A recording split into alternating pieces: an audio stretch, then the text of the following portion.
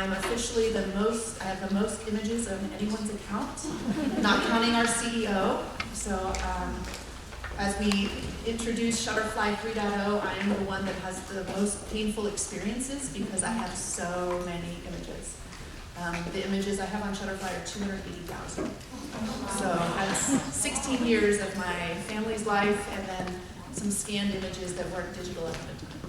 So I am looking forward to Shutterfly 3.0 and the facial recognition and being able to see my kids' friends grow up over the time. It's just going to be wonderful. I know Beth talked to you a little bit about our customer, and I won't call on anyone who has their mouth full, but I was wondering, as you think about designing for Shutterfly's customer, who comes to mind? What words or phrases describe the consumer that you think you're designing for? Does anyone want to share what they think about? Mom. Mom? Stay-at-home mom. Stay-at-home mom? Real people. Real people. What do you mean by real people? People that don't necessarily have to have all the icing on the cake, but they go for just baking that good cake. What matters? Okay, great. Well, what I'm going to talk to you today is a way to think about Shutterfly's consumer that goes beyond the demographic, goes beyond the female with children, 25 to 49, income levels, all of that. What we did, as Beth briefly described in her presentation, is we sat down and talked and listened to about 50 Shutterfly consumers, as well as people that didn't use Shutterfly but looked like those that did. They had photos and photo products were a part of their lives.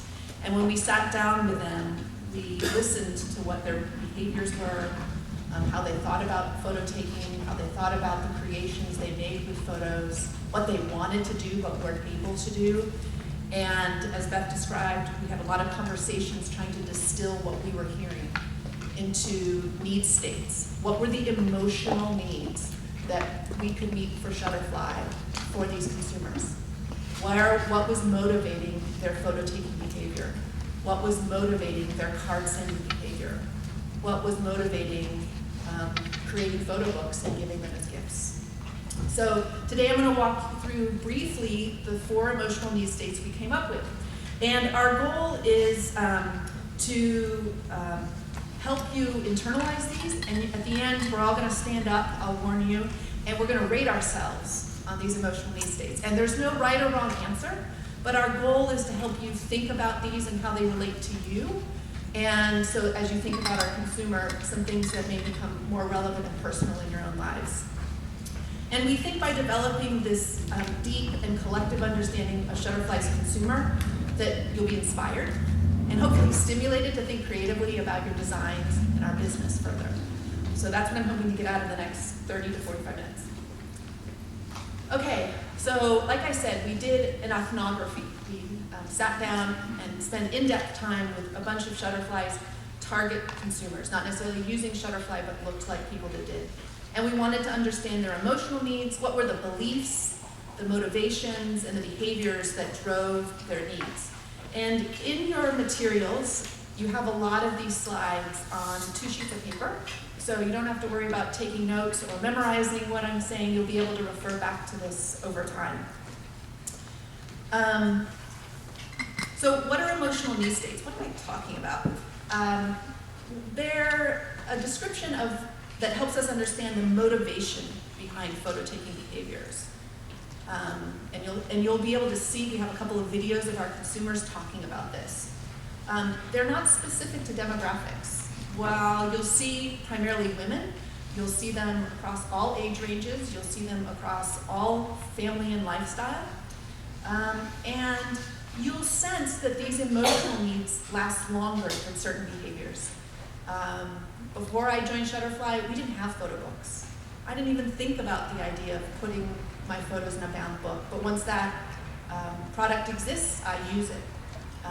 When I joined Shutterfly, there were no smartphones, and now that's my primary camera. So it's less about behaviors, technology, products, and more about internally what's driving those behaviors and technology use as those evolve. And why do we want to understand them? If I alluded to this already, we think it'll help us develop a deeper connection to our consumer, and we think it'll differentiate us. If we come to understand our consumer and can speak to them on an emotional level, then we're not talking about features and benefits so much of our products as how we're relating to their needs. Now, we want to talk about the beautiful paper and designs and number of photos you can use in cards, but we also want to describe why you would want to send a card, what it means when people receive the card, and the emotional needs behind those behaviors. Okay, so I've talked about the Shutterfly target consumer. We named that consumer a photo banker. You may be asking, I don't really get it. What was a photo banker? What does that have to do? Well, when you think about a banker, at least at a high level, they accumulate money. Money's their value. And for the photo banker, Shutterfly's target, they accumulate photos. Maybe not as many as I have, but photo is currency for them. There's value in photos. And they use those photos to connect and facilitate interactions and relationships. And similar to how bankers use money, they're at the center of a lot of what you'll see our target consumer doing. So, what does a photo banker believe? A photo banker believes that photos are a raw ingredient, the starting point for building personal and social expression. A photo banker believes photos are a social currency. There's high value in building personal community and relationships. Photos are a backup hard drive to their lives, helps them remember. And photos are a universal language that speak more than words can convey. So again, these are beliefs, they're not behaviors. So not everyone that's a photo banker has all of these beliefs. Some of them feel more strongly in one area or the other, and they don't exhibit the same behaviors. They don't necessarily all send holiday cards. But if we get at the essence of these needs and emotional needs, we believe we can motivate some of the behaviors that are relevant to the Shutterfly business. So they span demographics, they span behaviors. Those behaviors may change over time, but the emotional need states remain. Okay, the unveiling. There are 4 emotional need states, and we're going to go into depth in every one of them, so I'll just speak to each one briefly here, and then we'll dig in by looking at a consumer video. So the first is C, I am unique. I like to put my personal touch on life through creative expressions. It's a way for others to see uniquely who I am. C, we are better together. I'm usually the one taking pictures for friends and family. It nurtures our connections. C, I will never forget. I want to remember life in full detail. Every moment that is documented is one that I will be able to recall and relive more fully. And C, I care. I prioritize thoughtful, personalized gestures to show my loved ones that I care. And the C before each of one of those reflects the role of photos. People may express themselves that they're unique through their clothing. They may express that they care by baking or making meals for others. They may have other ways of bringing friends and family together and organizing groups. So these emotional needs for the photo banker rely on photos at the center of them. And that's why we put the word C in front of all of them. That there's an image, there's a photo, as a part of that emotional need state. All right, so now we're going to go into each one and try the AV equipment and put it to its test. So the first one we're going to go into is I am unique. C, I am unique. I like to put my personal touch on life through creative expressions. It is a way for others to see uniquely who I am. And watch this video and see how you think Melissa puts her stamp on life. But it has little signs that says, thanks mom and dad for giving me the world. It was like different places in the world that I went. And that was just like a little collage, and I just printed out the photos and got those done.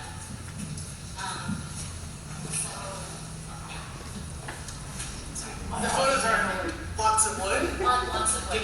Where'd you get those? I bought the wood piece itself, and then I had printed out the photos through my printer, and then this sounds really complicated. I transferred the photos onto the wood using like a matte sort of,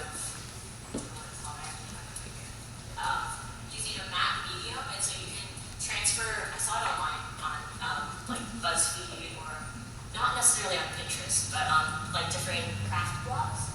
You can transfer photos if it's just on regular like paper as opposed to like photo paper onto like wood and different sheets of metal and stuff. So that was something that I did for my parents. Cool. And then so this was just like a little collage that I had done online through collage.com. It's just different photos from my graduation that I liked, me with some of my like special friends, then me and my family are up there. Was that a template that they had? Yeah, that was a template that they had, like itself of the graduation cap. And then, I mean, this is just a collage that I had done I got the photos printed. I'm pretty sure those ones were from Walgreens. And I put those together, and I mean, these are also photos that I printed. For the most part, like I could print photos onto photo paper from my printer, but I think it's just a lot easier if I have them done somewhere else. And then I'll put it into frames. Like here is the, what is this called? Shadow box that I had gotten done. Let's see if there's another collage. Sorry. And here's another collage up here, another frame. That's like a mini canvas print that I got done. For the most part, when it comes to like big prints and canvases, I normally do them as gifts. I think photos are really great way to share gifts. Because I don't want to necessarily buy something for someone that they may not use, and not everyone gives you like a list, so it's a really good way to Do you have any of the scrapbooks? All right, so that was pretty impressive. So Melissa's not a mom, she's not married, but photos are at the center of her life. And it's a way that she uniquely expresses herself, particularly in her surroundings, as you saw on the walls and shelves. She does a family holiday card as well. She does. She is the person that collects photos from all her siblings and parents and puts them into a card. That was Beth's camera angle that you saw early on. She was so excited about what she was seeing. We were in her home. She was showing us around. So, again, I'm not going to read all of this, but what does Melissa believe? There's a piece of myself in everything that I create. What's her motivation? I want others to experience and appreciate my uniqueness. Her environment was about expressing who she was. She used, as behaviors, she used photos as a raw ingredient for creative expression. She has a creative ecosystem. She mentioned BuzzFeed, Pinterest. She obviously used multiple sites, collage.com, Walgreens, others. And you could tell there was a sense of pride, happiness, accomplishment. And what you didn't see is she's given many of these as gifts. She's recognized others. She's thought of as the person that will put all the photos together into something. So that's Melissa, and that's what it looks like to see, I'm unique. Or at least one example. All right, now we're going to meet Carmen. Carmen's going to show us, or tell us a little bit more about See, We Are Better Together. I'm usually the one taking pictures for my family and friends. It nurtures our connections to each other.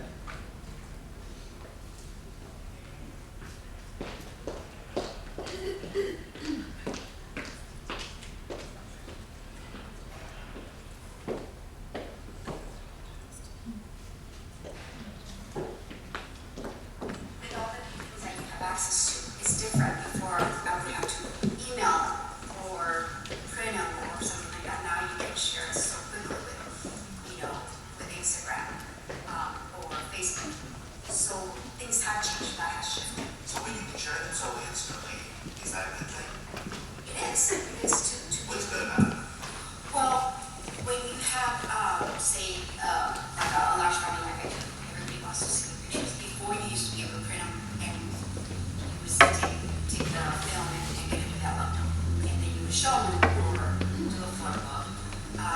Now you're able to either upload them to a link and then we just send that link to everybody and everybody has access to it. And they're able to see everything right then. And when you're able to connect with the world, with, you know, your family that may be in Germany or, you know, another country. So it's brought us closer in that regard. So you could tell from Carmen, she was probably the photo taker in her family, but she was responsible for sharing those photos and making sure others got to enjoy them as well. So the belief there was making sure there are photos of shared memories is important to connect with my community, community being a broad expression of family or friends or other groups. Her motivation, being connected to and contributing to my communities, gives me a sense of belonging and security about my place in the world. And her behavior shows she used her camera to document memories. She shared those memories, now via social media largely. And you could see the photos behind her. And she talked about making photo books, so she's likely to be someone who makes something with those memories as a way to connect as well. So that was Carmen, and We Are Better Together. Now you'll meet Donna. I got to meet Donna in person.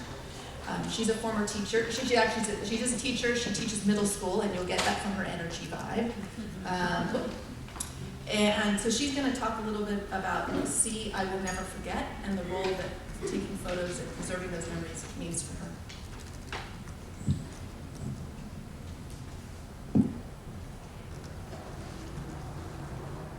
Oh, you said you have how many digital images right now? 20,000. Like 20,000? So having 20,000 pictures, does that make you feel differently about pictures than you did 10 years ago or 15 years ago? Do you feel the same way about every one of those 20,000 pictures as you did about the pictures that you had before that? Well, it's complicated. Well, I feel like the pictures that I have from before are few and far between, so they're precious in a different way. But the pictures that I have on my external hard drive document my daughter growing up, which I can obviously never go back and get either. So I feel like they're both important, just in a different way.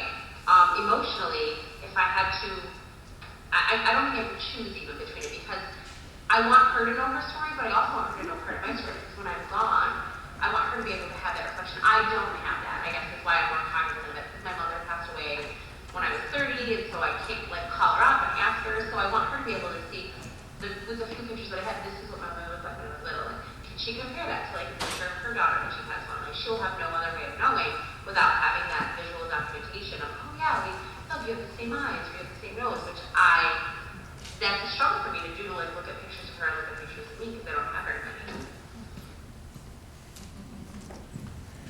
So Donna was all about not forgetting, and she had a personal reason for that. What you didn't hear is when she was growing up, there weren't a lot of cameras in her life. She kind of took to photography in high school, and there's precious, as she described, few memories and photos of those. So those are very sentimental to her, and she may be overcompensating, but she's taking a lot of photos of her daughter now, and those again have an important memory. And then it's connecting them together and connecting to the past that she expressed. So she uses photo documentation as a way to capture all the details so she can relive the moments when she wants to. There's a little fear of losing a moment.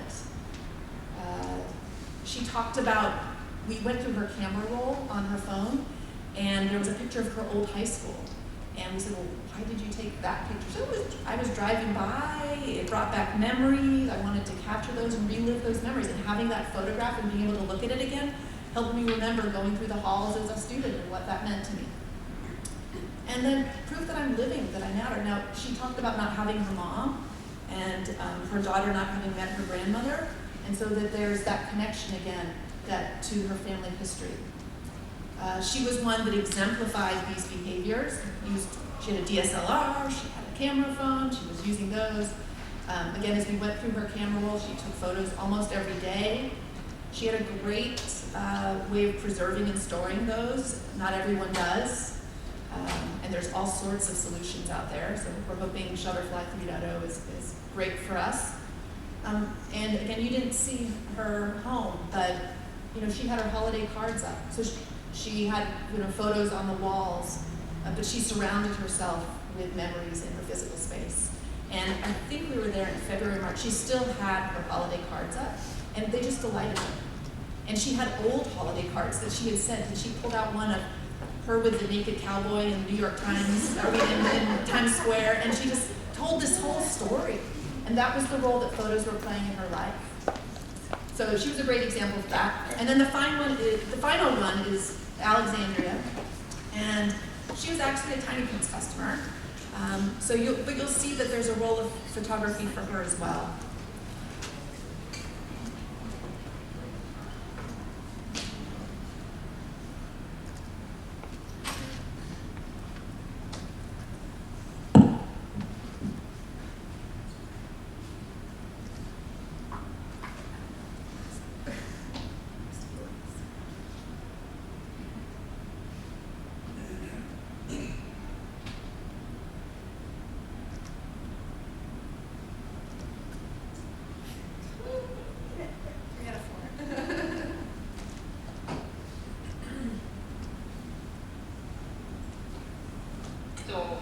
So yeah, this doesn't have photos, although it's okay, this doesn't have photos inside of it. I actually designed this thank you card for my baby shower.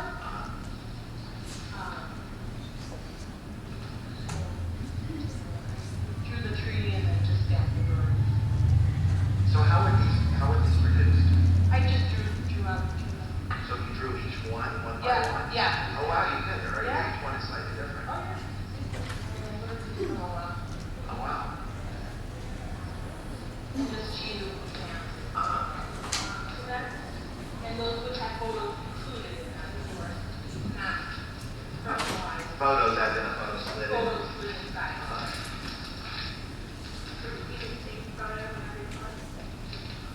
No, I would print maybe like 4 or 5 different ones and just say, oh, I think of each person individually, and I would say, this person would like this picture better, this person would like this picture. Here's an So what you heard there was she made her own thank you cards, but she included a photo in each one, but it wasn't the same photo. It was, she would think of each person and put the photo she felt was most relevant to them. She was someone that talked about taking photos of her. She has twin babies and a 4 or 5-year-old daughter, and she would say for birthday parties she would take photos of her daughter with the gifts that were given to her and make sure those photos were given to the gift giver. And so, you can obviously play off holiday cards and other behaviors as well as saying, see, I care. And we did some holiday card research during this season, and that's what people felt in receiving holiday cards, that someone had taken the time to make a card, address the envelope, send it to them, and there was that connection and caring that was exhibited through that gesture. So,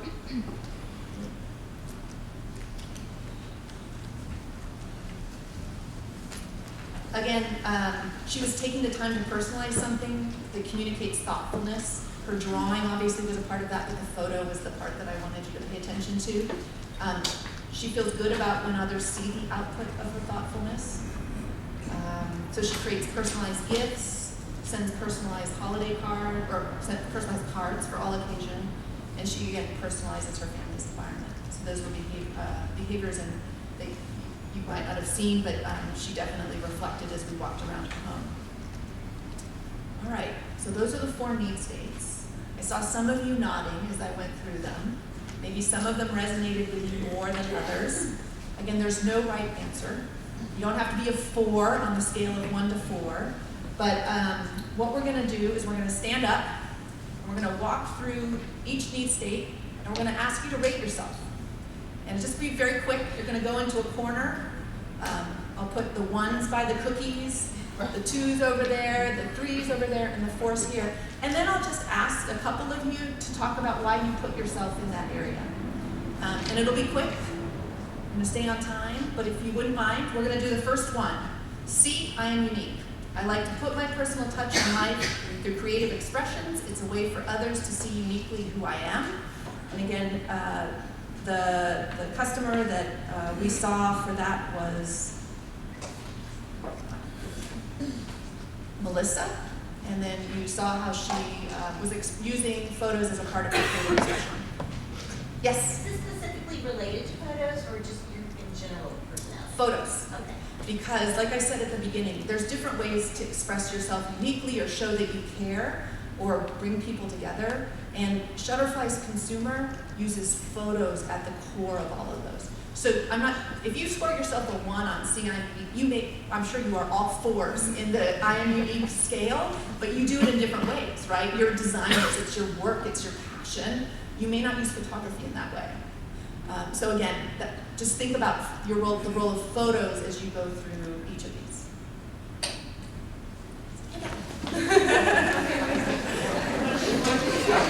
One is by the cookies, 2 over by the sandwiches, 3 in the other corner, and 4 down here by me.